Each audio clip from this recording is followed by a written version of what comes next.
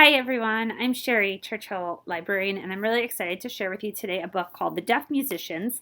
It's by Pete Seeger and Paul Dubois Jacobs and illustrated by Gregory, Christie. And we are reading The Deaf Musicians in honor of Deaf History Month, which is a pretty important month, and so this month we're trying to learn a little bit more about some of the history of deaf people, but also just raising awareness and reading some great texts about deaf characters and other hearing impaired characters. So let's read this book, The Deaf Musicians.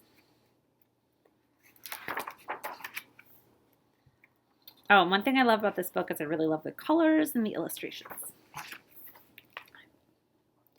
Lee was a piano man. Every night he would walk on stage at the jazz club to play his piano, snazzy style. It went something like this. Plink-a-plink, bomp, plink, plink. Yimba-timba-tang, zang, zang. You look super absorbed in playing the piano, right? But one night, Lee's bandmates noticed something. Lee, you didn't answer our notes, man. What's wrong? So they're not responding to the notes that he's playing. He's not responding to the notes that his bandmates are playing and playing something to kind of compliment them. So they're concerned. Lee was almost afraid to tell them. He couldn't hear their notes. He was losing his hearing. How do you think he feels? His bandmates tried to cover for him, but Lee was just plain off. His music came out like this. Ronk, fip, tonk. It wasn't long before the band leader noticed too. I'm sorry, Lee, but I'll have to let you go. Who will listen to a deaf musician? Poor Lee. He couldn't hear the trumpet go, doodle bop bop, boo bang bing. He couldn't hear the bass go, bom ba bum, bom ba bum.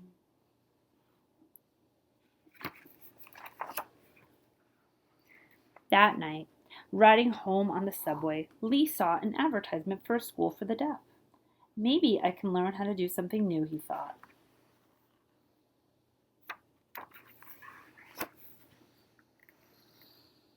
The school turned out to be a very cool place. Lee loved sign language the best. To him, it looked like jazz. He saw jazz hands dancing with the doodle bop bop. He saw fingers talking with the boo bang bing.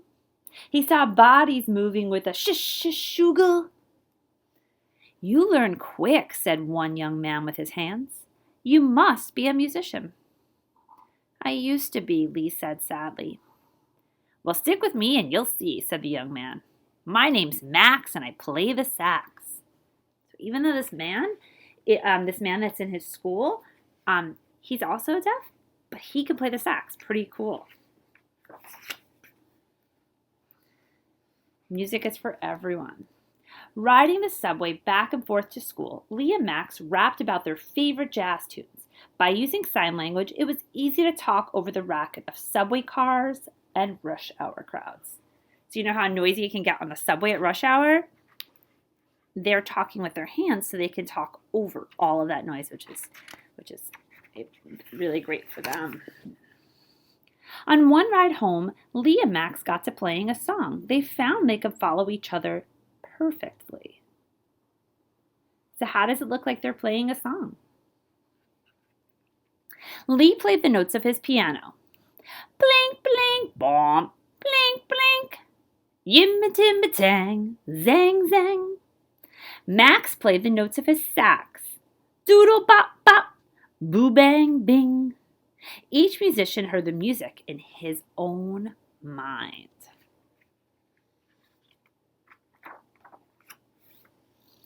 It wasn't long before they were tossing tunes back and forth every day.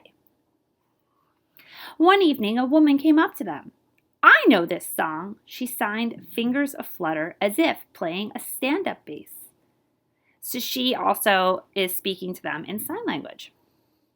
And she's saying, boom ba bum, boom bum ba bum. I like your style, said Lee. Will you join our band? Asked Max. The woman laughed. I'd be honored. The name's Rose. Soon the trio began to hold regular rehearsals in the subway. But something was missing. "We need a singer," said Lee. "I know just the one," smiled Rose.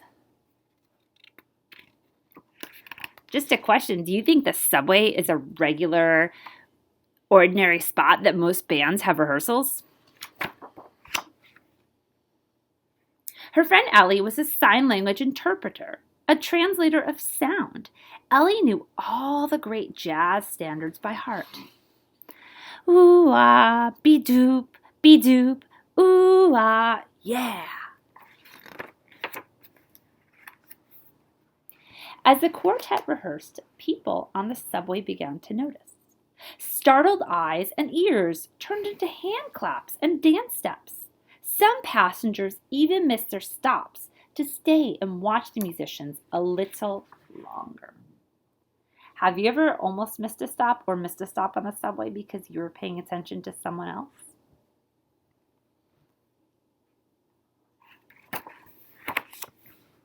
And Lee, who thought his jazz life was over, found himself playing for audiences larger than ever before.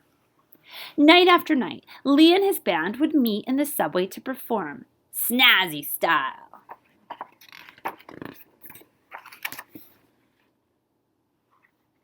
One night while they were playing, Lee's old band leader appeared from out of the crowd. He gestured to Lee. "Your new band is fantastic." The two men shook hands. "Thanks," said Lee. "Remember when you asked me, who will listen to a deaf musician?" Everyone.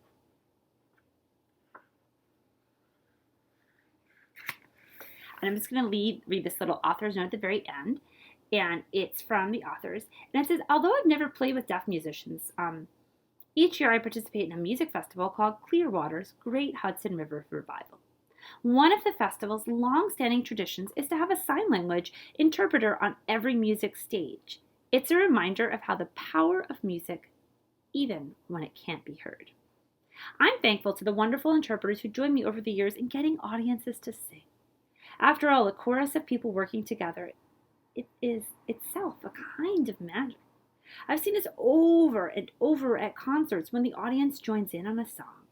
The altos take one part, the tenors take another, and other folks fill in between until there's a thunderous, joyful sound, something much greater than the song that began. The real music is in people joining together."